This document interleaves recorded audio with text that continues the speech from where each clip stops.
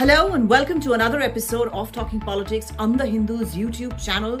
I'm Nistula Hebbar, political editor of the paper and your guide through this show where we look at the stories behind the headlines hitting domestic politics. Now, keeping to the theme of last week's episode, we are again dealing with the upcoming assembly polls in Delhi. Now, the Election Commission of India has announced poll dates for Delhi as February 5th for polling day and 8th for counting and results. This leaves very little time for canvassing for all political parties. Whether that is a good thing or a bad thing will be evident after the results are out. Again, I said this is keeping to the theme of the Delhi assembly polls. And last time's episode was about the Aam Aadmi Party's programs and policies.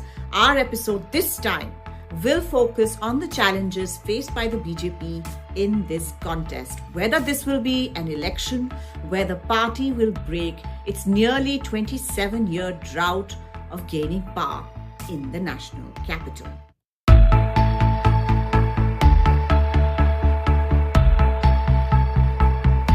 Now, there are two things I want to state right off the bat as far as Delhi voters are concerned. They are a microcosm of the country, as in all manner of people from across the country find representation in New Delhi and the rest of it.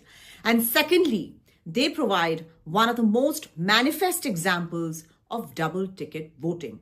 That is, voting a certain way for the assembly elections and another for the Lok Sabha. At least in the last few Lok Sabha polls. The BJP's runaway success in the last three Lok Sabha polls, 2014, 2019 and 2024, and the AAP's in assembly polls of 2013, 2015 and 2020 prove this point. Now, apart from a period between 1993 and 1998, BJP has never held power in the Delhi Assembly. In the pre-Arvind Kejriwal days, when the battle was between the BJP and the Congress, the BJP had traditionally held the support of the Punjabi community, people who had been displaced due to the partition of India, and the Vaish or the trading communities in the capital. They have also had some pocket boroughs among the Purvanchali voters around East Delhi in Delhi. I remember an MP when I had covered Delhi government, Lal Bihari Tiwari. He used to be quite a strong representative there, and he was elected MP from that East Delhi constituency on a BJP ticket.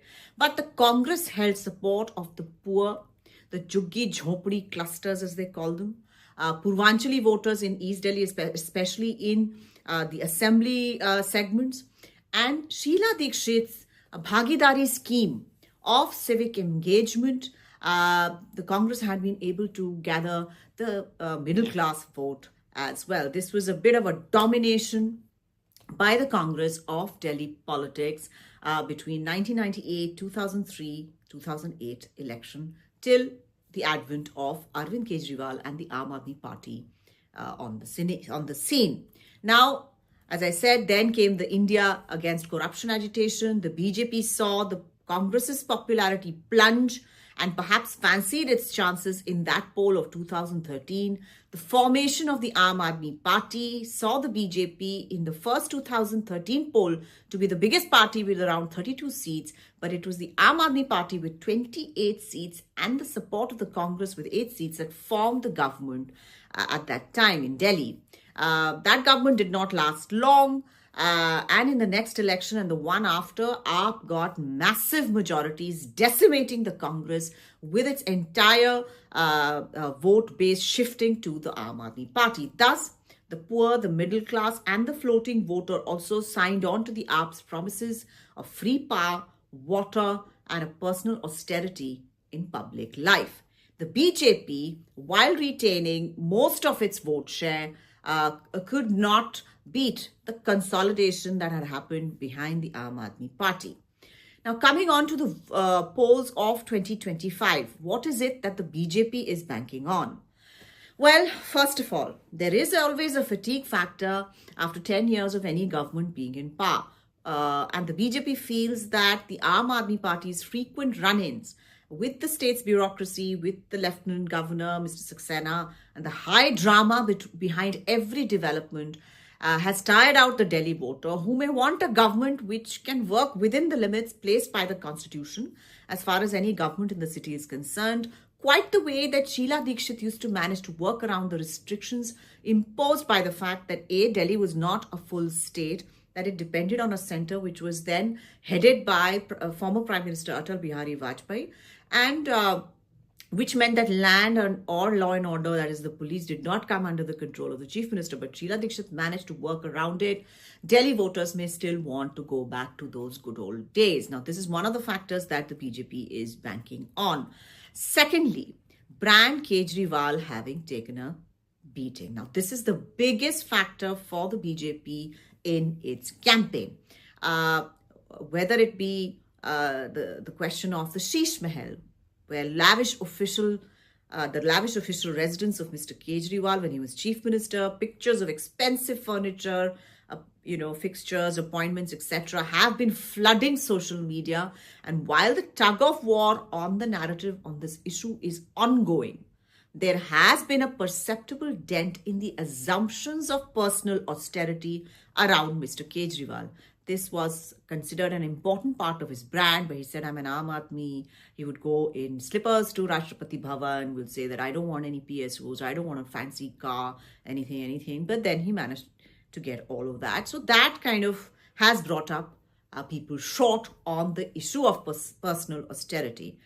The fact that Mr. Kejriwal, because of the terms under which he was granted bail in the excise policy case, that is, he cannot be chief minister even if AAP is re-elected, can also be a factor in the BJP's favor.